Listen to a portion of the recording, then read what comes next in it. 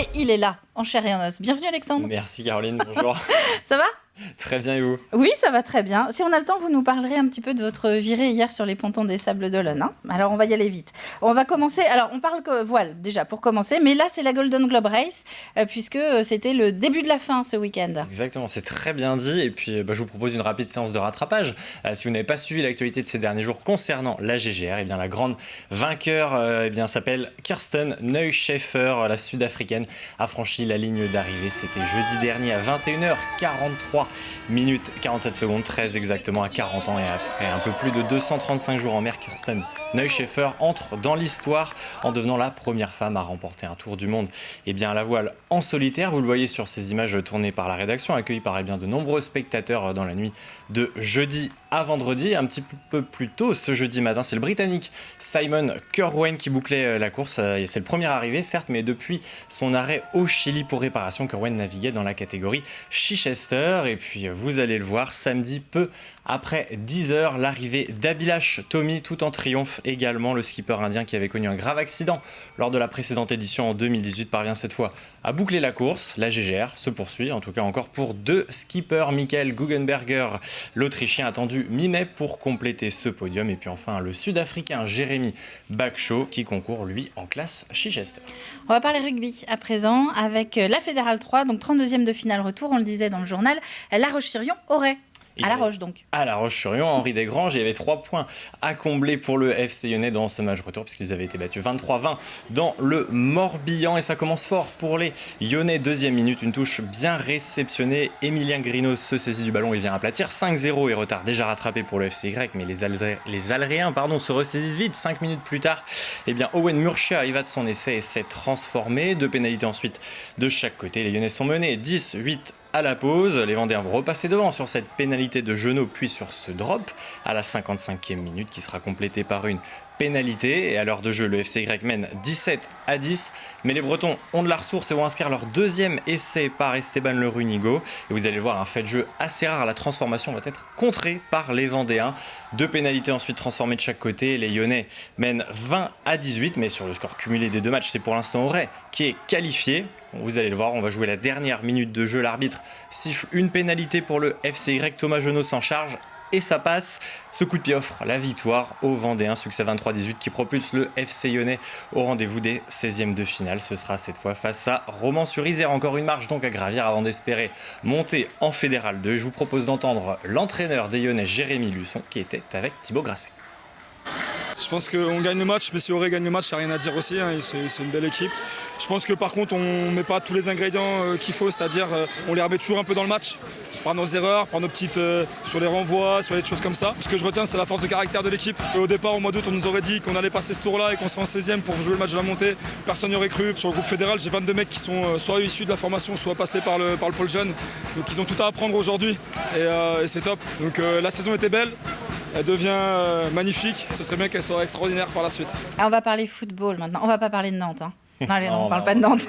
Coupe des Pays... Oh, non, on est méchant. Coupe des Pays de la Loire, quart de finale, parlons du Poiré-sur-Vie plutôt, qui recevait donc Beaucouzé. Et oui, un quart de finale qui avait un peu des allures de championnat puisque 2 équipes de National 3 s'affrontaient stade de Lidonnière samedi soir. Les Genots en noir et Beaucouzé en vert. Il ne fallait pas arriver en retard. Première minute de jeu, débordement côté gauche pour le Poiré, remise en retrait au point de pénalty. Une frappe manquée mais qui trouve finalement Cédric Tangacci au second poteau. 1-0 pour les Vendéens. Ce sont bien les locaux qui se montrent les plus dangereux dans ces premières minutes et les Genots vont vite faire le break dans cette partie. 19e, le centre du numéro 7 se transforme en tir qui vient presque lober le gardien Beaucouzé. Christopher Ensinghi est à l'affût pour la conclusion.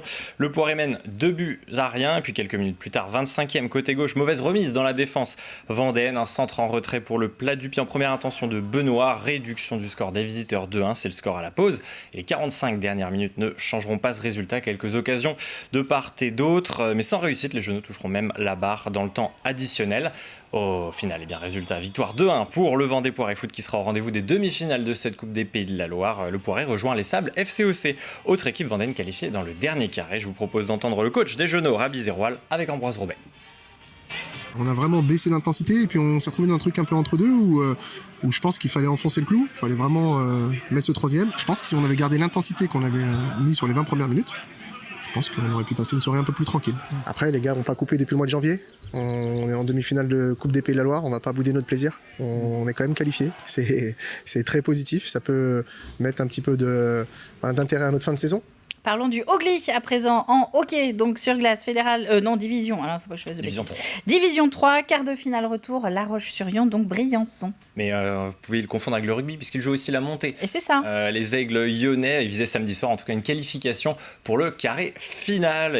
Ils s'étaient imposés 4-2 au match aller face à Briançon et vous allez le voir, les Lyonnais vont très rapidement prendre le dessus dans cette rencontre. Ouverture du score à la 3e minute par Andrew Donald, d'une réalisation qui va en amener 4 autres dans ce premier tiers-temps, dominé en long en large par le Ogli 5-0. Après 20 minutes, les Diables Rouges de Briançon vont ouvrir leur compteur dans le deuxième tiers-temps, mais les Aigles lyonnais poursuivent leur marche en avant et terminent cette deuxième période avec 3 nouveaux buts, 8-1 avant un dernier tiers-temps moins animé de réalisation côté briançonnais. Jonathan Manon viendra parachever le succès des Vendéens, victoire 9-3. Le Ogli sera donc bien au rendez-vous du carré final. Rendez-vous à Lyon dès ce week-end, 6, 7 et 8 mai. Les Lyonnais y retrouveront Damary, Dijon et Lyon pour une place en D2.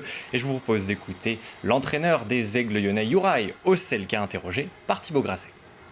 Notre objectif, c'est la D2, donc ça passe par la victoire en play-off. Donc oui, tous les matchs sont importants. Il y a les joueurs cadres, il y a les jeunes joueurs, tout le monde était appliqué. On a donné le temps de glace à tout le monde. On avait le public qui était derrière nous. Je pense que le patinoire il était plein. C'était un moment de profiter. Maintenant, on va à Lyon, et on va là-bas et on va faire tout pour qu'on atteigne notre objectif. Et la dernière discipline du week-end sur laquelle vous voulez revenir, c'est le volley, Alexandre, avec de la Nationale 3 masculine. C'était la 21e journée. On était du côté de Boufféré qui recevait Talence. Exactement, 21e journée. Et avant, dernière journée du championnat. C'était la dernière danse, si on peut dire, à domicile pour le MVBVB. Boufféré en maillot jaune qui est en lutte pour le maintien 10e et premier non relégable avant le match. Le premier set est en tout cas disputé, mais tourne à l'avantage des Girondins. Talence prend les commandes et empoche la première manche 25-21. Les Vendéens vont ensuite reprendre le jeu à leur compte dans le deuxième set. Boufféré va chercher les points et s'adjuge la manche 25-17, un set partout, mais Talence revient fort et va venir punir les locaux. Trop de fautes côté Boufféréen. Les visiteurs prennent le troisième set 25-18 avant une quatrième manche plutôt à sens unique et similaire à la troisième, 25-11 pour Talence. Boufféré s'incline donc 3-7-1 en un peu moins d'une heure et demie et n'est plus vraiment maître de son destin. Désormais 11e et premier non relégable. Le maintien se jouera à Tours dimanche face à un concurrent direct. Hervé Inquel, le coach des Vendéens, était au micro d'Ambroise Robet. Décevant, très décevant dans le sens où je pense qu'il y avait largement la place. Il y avait la place d'aller chercher au moins un point, peut-être même plus. Talence, une très belle équipe, ils ont très bien joué. Quand on a bien joué, ils ont su attendre, ils ont su être patients. Après, nous, dans les 3e, 4e, on fait vraiment trop de fautes. On lâche complètement dans le service receive. On sert très très mal et on ne réceptionne pas très bien. Donc là, on prend tout de suite l'eau, ça va être compliqué. Ça va être compliqué pour le maintien maintenant. Mais on ne sait jamais. Si on bat Tours le week-end prochain, tout est peut-être possible. Merci Alexandre. Au menu 85 chrono ce soir. Il vient 18h45, tous les autres résultats et classements, et 19h05, nos invités, le Vendée Poire et Foot. Ça, c'est rondement mené. Merci à vous.